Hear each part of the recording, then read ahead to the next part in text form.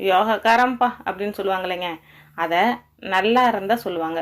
அப்போ நீங்கள் உங்களை என்ன ஒரு யோகமான நேரம் வந்துருச்சு, அந்த நேரத்தினால நம்ம வாழ்க்கையே நல்ல வகையெல்லாம் மாற்றிக்கிட்டோம், அப்படி தலைக்கே வந்தது தலைப்பாகையோடு போயிடுச்சு அப்படிங்கிற அளவுக்கு இப்போ இருக்கக்கூடிய எல்லா பிரச்சனைகளும் உங்களுக்கு சரியாக போகுது. புரியுதுங்களா? எப்படின்னா, மனசில் பட்டதை பளிச்சுன்னு பேசக்கூடியவங்க நீங்கள்.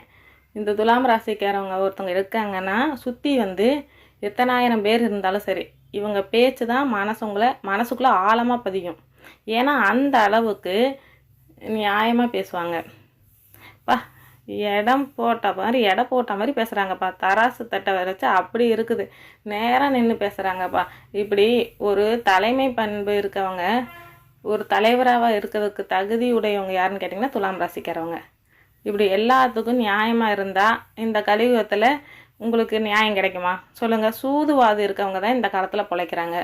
என்ன இருந்தாலும் பரவாயில்லம்மா, நான் எப்பயுமே இப்படியே இருந்து சாகவும் செய்ய போகிறேன், தவிரவே என்னை மாற்றிக்கவும் மாட்டேன் அப்படிங்கிறத துலாம்.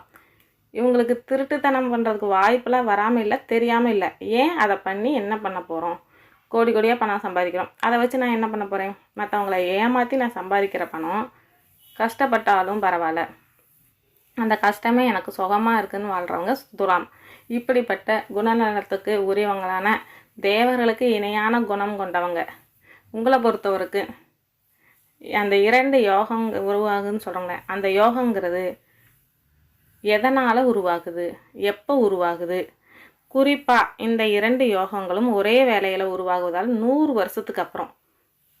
அந்த 2 யோகங்கிறது பத்ர யோகம் மற்றும் மாளவிய ராஜ யோகம்.